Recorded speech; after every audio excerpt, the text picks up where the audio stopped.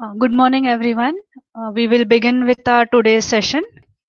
So in the last lecture, we looked into the special function registers. That was accumulator, register B, stack pointer, port registers, P0, P1, P2, P3, data pointer register, and the last one was program counter register. Now, among all these, program counter register, the main point that you should remember is program counter points to, or program counter stores the address of the byte which is to be fetched next by microcontroller. When you reset microcontroller, program counter is cleared. Mean the address stored in program counter is 0000 hex. So when you reset microcontroller, we expect the microcontroller should start executing the program from the beginning. Right? So what should be the starting address of your program? The starting address of your program should always be 0000 hex. So this is one of the question asked in orals. At what address did you write the program? So if you say it is 000x, why did you write there? Why didn't you write to any other location? Is that clear? Now I'll be writing programs in assembly language. So the first statement in our program will be org 0000 hex. Org is for originate. That statement is saying originate your program from address 0000, and originate is an assembler directive. Is that okay? So the first line, do a Google search or anywhere you find the programs, the first statement in assembly language program is org 000 hex. Org is an assembler directive. Right? We will see all this when we start writing our programs. Now we'll take a look at the timer peripheral registers and what is its functionality. Right? There are two timers, timer 0, timer 1, meant for doing counting operation, and the count is 16-bit count. They are up counters. The counters will be initially loaded with 0000, and with every clock pulse or with every arrival of event, the timer of the counter will count up. Now to store this count, there are these count registers. TH0, TL0 are the count registers of timer 0. TH1, TL1 are the count registers of timer 1. Correct? And they are 8-bit each. You have to use them separately. TH0 is separate, TL0 is separate. All together, they are taken internally as 16-bit count. Now, what is the use of these timers? The first, they are used for counting operation. Correct? Counting some event, external or internal. For what? For the other purpose? For square wave generation. Microcontroller operates normally at 12 megahertz clock. 12 into 10 to the power 6. So if I want a square wave with some other frequency, then I can make use of this timer. So I can use this timer counter for square wave generation. I can use it for delay generation. You all have studied delay programs earlier, right?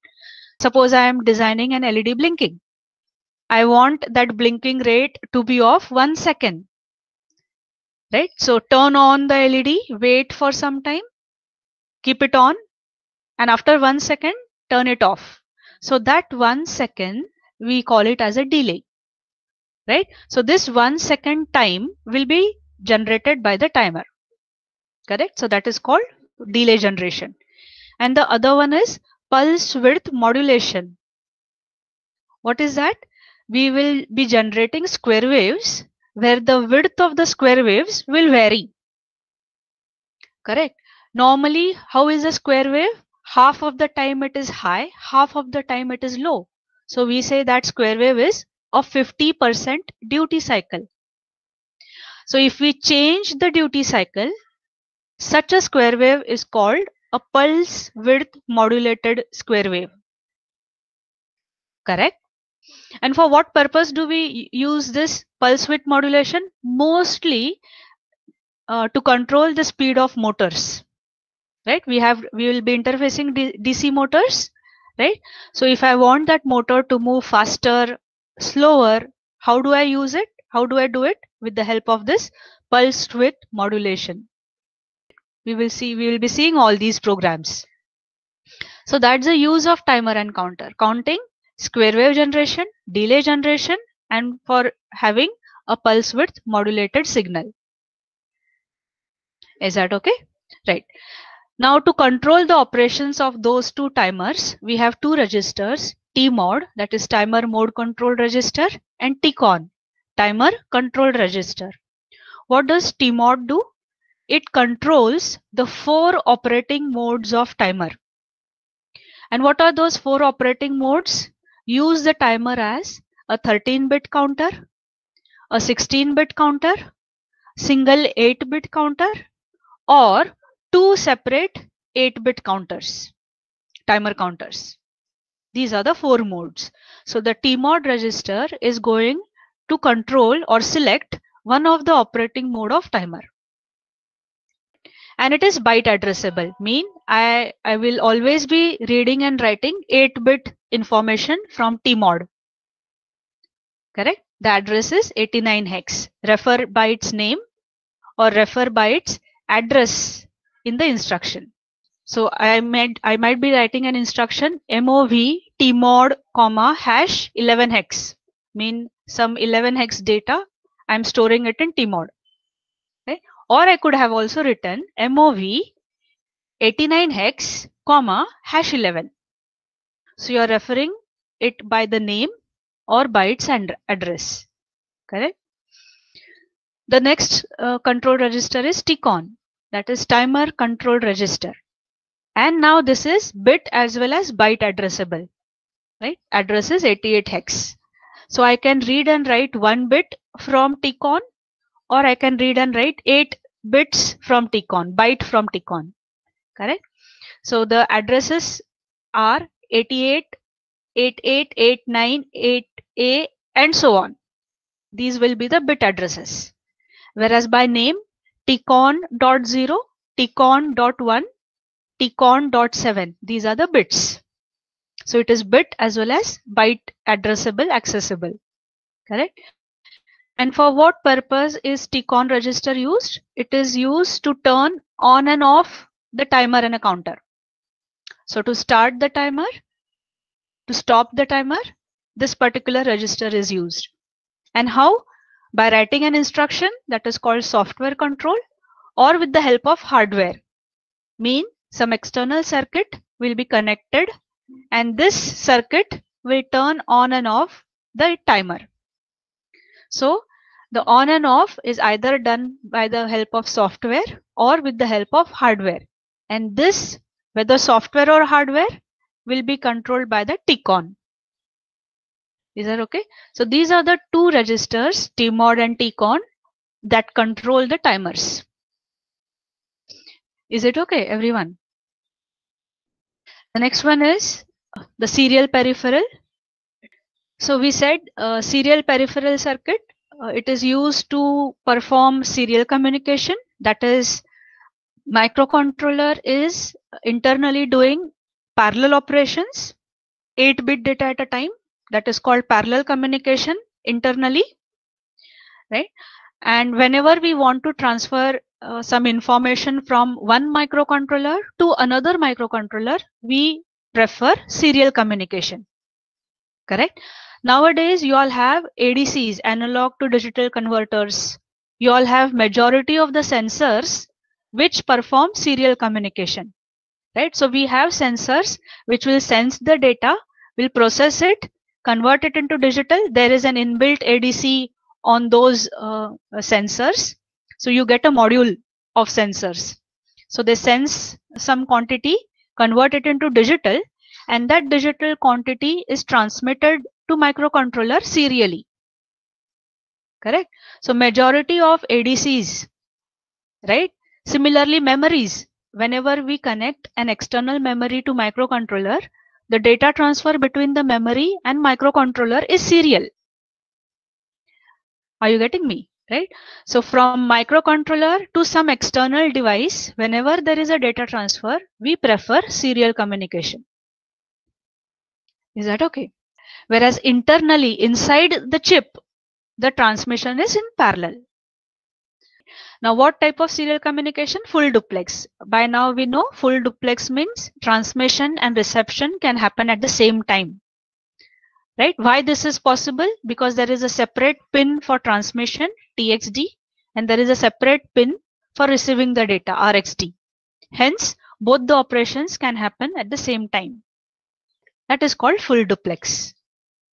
A telephone is also a full duplex. I can speak whereas the other person also can speak at the same time.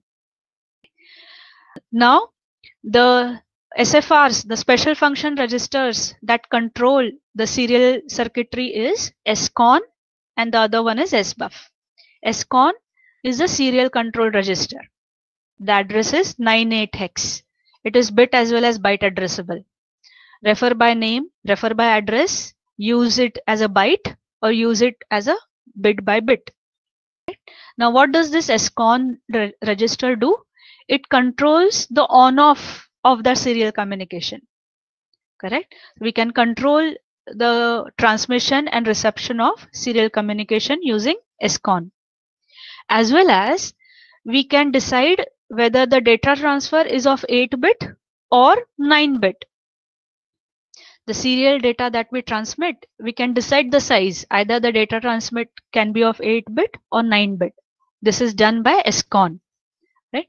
So normally we have majority of your keyboards, right? When you press a key, a certain code is generated, and even see that code is transmitted serially to your PCs. Are you getting me? The best example is whatever keyboards you all use, right? When you press a key, a code is generated out of it, and that code is transmitted serially to the PC. ASCII code. Do you remember this word? ASCII, American Standard Code for Information Interchange. So that ASCII code be of 8-bit. So we can have this control with the help of SCON register. Okay. And what is the next functionality of SCON register?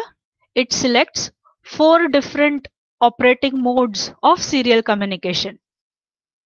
So the 4 different operating modes are, first we can decide whether it should be a synchronous communication or it should be asynchronous communication. Synchronous communication will be with reference to some signal, and that signal will be transmitted by microcontroller. Right? Normally we go for asynchronous communication.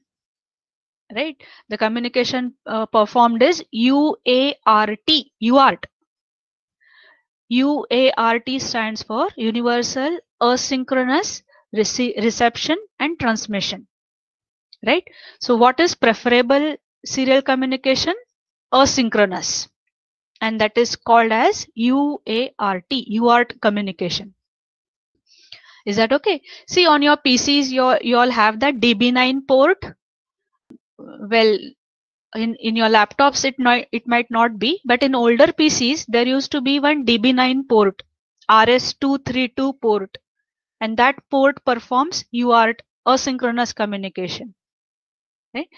So SCON can select synchronous communication as well as asynchronous communication. And in asynchronous communication, you can vary the baud rate or there can be a fixed baud rate. Baud rate is how many bits are sent in 1 second is called as a baud rate. So normally the baud rate is 9600. You all might have come across this 9600 baud rate. For example, 9600 baud rate mean 9600 bits are sent in 1 second. Is that okay? Right? So that is called as the baud rate. Since we are transmitting a bit by bit, at what rate the bits are sent or received is called as a baud rate. Okay, so you all have baud rates as 4800, right? 4800, double that becomes 9600. So in microcontroller, SCON will help in selecting a variable baud rate or a fixed baud rate. So these are the functionalities carried out by this special function register, SCON. Are you getting me? On and off of the communication, whether it should be an 8-bit or 9-bit communication, whether the communication should be synchronous or asynchronous. If it is asynchronous, should we have a fixed baud rate or a variable baud rate? Is that fine? And the next special function register is SBUF. SBUF is a serial buffer register. Buffer register, it is held for temporary storage of data. Correct? Now, what is the special function of this register? It stores the byte, that is the 8-bit data, which is to be transmitted as well as received. Is that okay?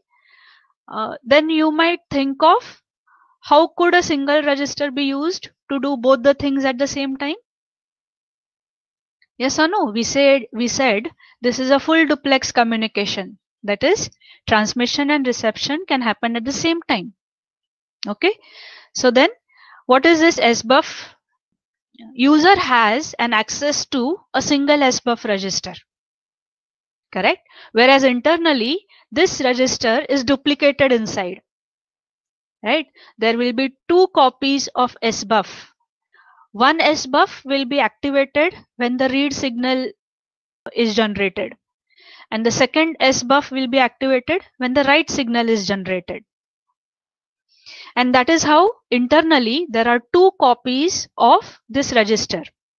Or you can say there are 2 sets of SBUF register. Right? One is used for storing the transmitted data, and the other one is used for storing the received data. But the user has an access to a single SBUF register. Is that okay? Right? And the address is, its address is 99 hex. Right?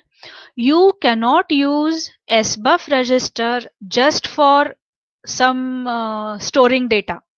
If I'm doing an addition operation, I cannot use SBUF register to store an operand. Right? SBUF has a special functionality. It should only be used to store data during serial communication. Hope you get that. That is the serial peripheral circuit, and the 2 registers doing the special functionality is SCON and SBUF. Right? And it is meant for serial communication. Okay.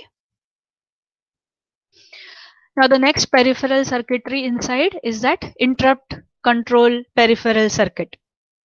Correct? There are total, by now, there are total 5 interrupts, out of which the 2 are hardware interrupts, INT0, INT1, mean these are the 2 pins of microcontroller. Interrupt 0, interrupt 1. And there are 3 interrupts which are generated internally. Generated from timer 0, timer 1, and the last one generated by the serial communication. Fine. Now, serial communication for transmission as well as reception, it's a combined interrupt called as serial interrupt. Okay. So there are altogether 5 interrupts. And from the name itself, hardware interrupt mean there will be some circuit outside microcontroller, and that circuit will generate one signal and which will interrupt the microcontroller. That signal will be connected to this pin, INT0 pin or INT1 pin, and that will generate an interrupt. Correct? Interrupts are used for what purpose? To carry out multiple operations simultaneously. You get a feel, the programmer or the user gets a feel as if there are 2-3 operations going on at the same time. And that is because of interrupts. The word that is used is multitasking. Interrupts are used to do multitasking. So more the interrupts, more multitasking can be done. Is that okay? So altogether 5 interrupts. Now the registers that are associated with interrupts are IP, interrupt priority register, and IE, interrupt enable register, right? Now what special function does interrupt priority register do? It changes the priority of those 5 interrupts, correct? Now by default, INT0 has the highest priority and serial communication has the lowest priority. This is by default. But then using that IP register, we can change the priorities the way we want. I can make serial communication as the highest priority interrupt and the way you want the changes. So that is done by, that is a special functionality of IP register. It is bit as well as byte addressable, and the address is B8 hex, 0B8 hex, correct? Out of those 5 interrupts, I might not need all interrupts to change the priority. I might only need serial communication should be the highest priority. Let the other interrupts have the priority as they have it for default. Then I will only change the bit of serial communication. Is that okay? I need not change the whole register. I will only change that interrupt priority which I want. So that is an advantage of having a bit access. Is that okay? Right? This bit access is a very strong feature of microcontroller. The next, IE, interrupt enable register. From the name itself, what is the special function? It enables and disables those 5 interrupts, correct? By default, when we reset microcontroller, all interrupts are disabled. So the default state of interrupts is they are off, they are disabled. So we have to write this register so as to enable the interrupts, and then only the interrupts will start functioning, right? So IE to enable and disable those 5 interrupts. And again, this is bit as well as byte addressable. I just want to use int1 interrupt. The other interrupts are never used in the program. Then why do I enable them? I will only enable int1. So I will only access that bit of IE register and enable int1. Is that okay? So IE is bit, that register is bit as well as byte addressable. And the address is A8 hex. Right? Now see, there is some link between those addresses. You can easily remember. For that peripheral, the addresses are in sequence, that is B8, A8. There is some link to remember those addresses. Are you getting me? That is port addresses are 8090, A0, B0. Right? Similarly, see here, the address is B8, A8. Same thing was for timer also. The addresses are in sequence for that particular peripheral. Okay, so that is about interrupt control. And just remember, why do we need interrupt? To perform multitasking. So the next component in our architecture was the arithmetic and logic unit. This is the main component of central processing unit. Operates on an 8-bit data, hence called 8-bit controller. Performs various arithmetic operations like addition, subtract, multiply, divide, comparison. Okay, logic operations and or XOR, complement, rotate. Right, these are the logic operations, arithmetic operations. Right, and always ALU, if you remember, in majority of the instructions, one of the operand should be an accumulator. Right? ALU will access one of the operand from A register, and the other operand can be in memory. Your read-write memory can be in ROM memory or can be taken from the ports. Right? If you remember the diagram, architecture diagram, right? And whatever operation the result is, majority of the instructions, the result is placed back in accumulator. Correct? And the status of the operation will be stored in PSW register. PSW is program status word, that is the flag register.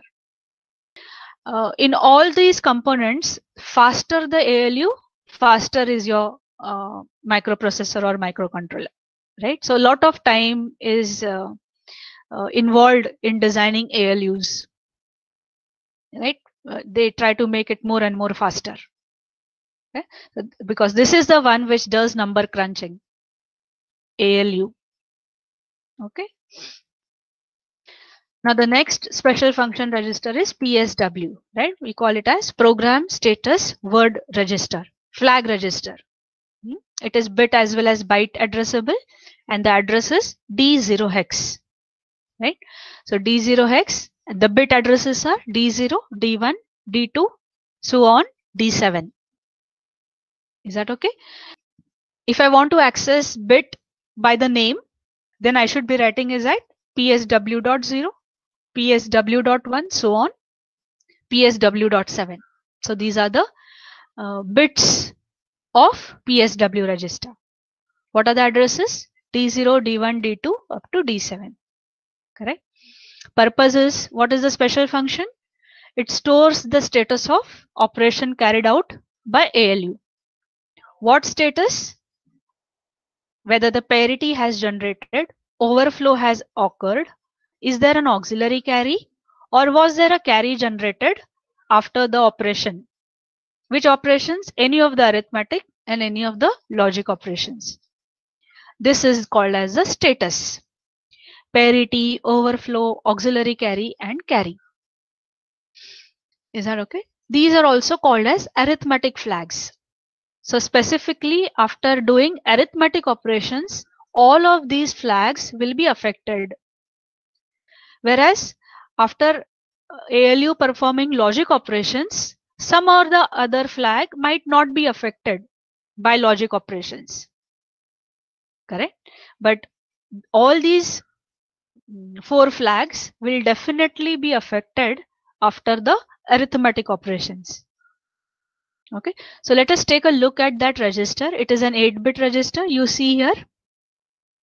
So the LSB bit PSW.0, the flag is parity flag. PSW.1, it's unused still. PSW.2, overflow flag. PSW.3, PSW.4 are register bank select flags. Correct? Next, PSW.5, user defined flag F0. PSW.6, auxiliary flag. And the last flag, PSW.7, is a carry flag. So parity, overflow, auxiliary carry, and carry will be logic 0 or logic 1 automatically, right? After the arithmetic operation, these flags will be either set or cleared. These flags, these 4 flags, right, will be set or cleared by ALU, right? ALU specifically by the operation performed by ALU, right? Whereas RS0 and RS1 will be set or cleared by the user, correct? These are 2 user defined flags, whereas F0, so these 3 flags, F0, RS0 and RS1, these will be set or cleared by the user. Hence they are called as user defined flags. Hope you get me? Whereas arithmetic flags, they will be set or cleared by the ALU. Fine. So this is that 8-bit flag register. Now we will see all these flags one by one in detail. So we'll start with carry flag. Carry flag is the MSB flag, PSW.7 bit, right? Carry flag. Now this is this bit is of dual function. It acts as a carry flag or a borrow flag. Carry flag during addition and borrow flag during subtraction. So PSW.7, that bit is of dual function. Okay, carry or borrow, right? Now when the bit is set, it means there is a carry or arriving or there is a borrow arriving. 0 means no carry, no borrow. Right? So I have shown an example here. When is this flag set?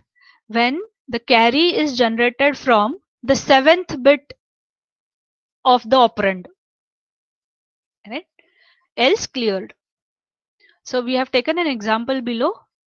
Assuming accumulator is having data FC hex, and we are writing an instruction add a comma hash 07 hex. Now see, this is the format of writing an instruction. There is a symbol called as hash. In yesterday's session, we saw the symbol at the rate. At the rate indicates the register written ahead is a pointer. Correct? Similarly, we have a symbol here called as hash. Hash indicates whatever written ahead is an operand, is a data. Correct? The instruction can have address as well as the instruction can have data. If this hash was absent, if there is no hash, mean the 07 becomes an address of memory location. But hash indicates 7 is the data byte. 7 is a data byte, 7 is an operand. So just remember about the sign hash.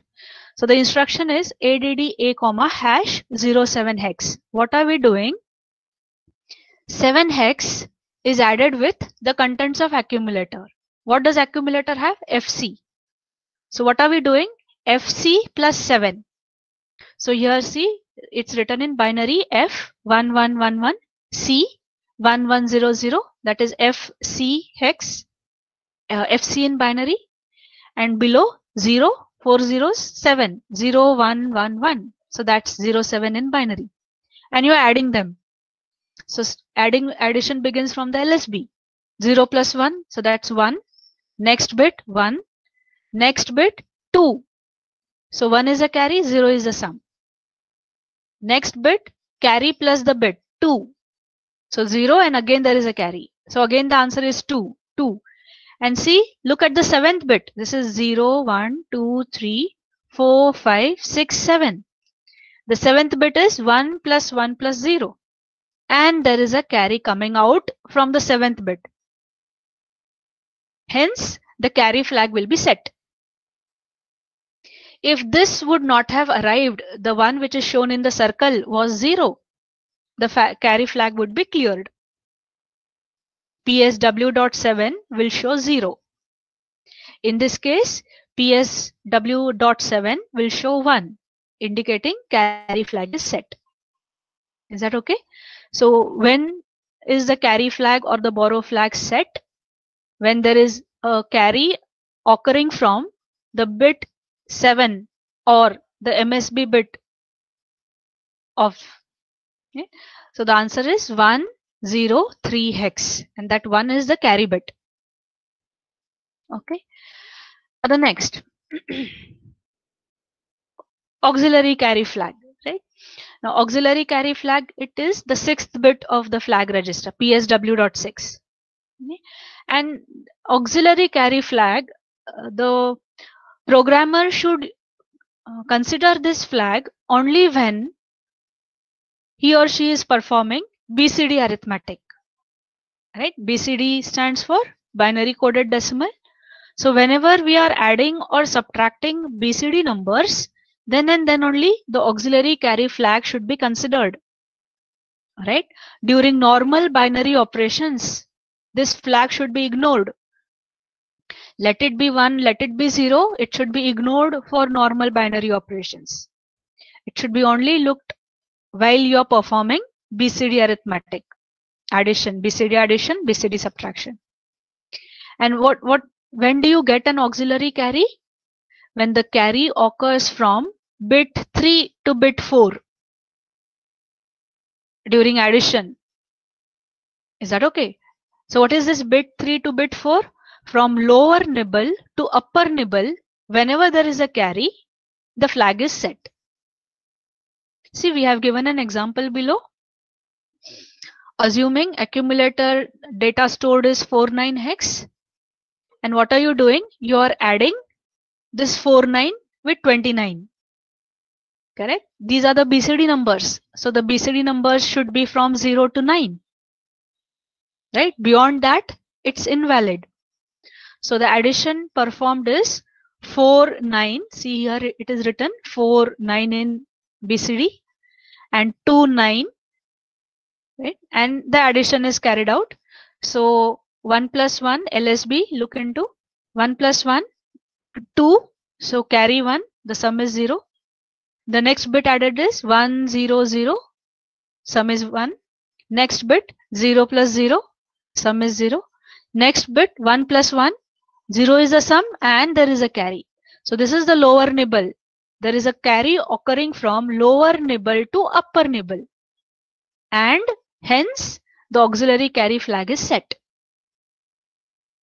Correct? If this would be 0, there would be no carry. Then auxiliary carry flag will be cleared. Hope you get that. So group of 4 bits is a nibble.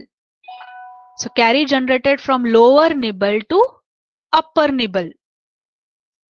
We say auxiliary carry has occurred. So we will stop here, students. Okay. So bye.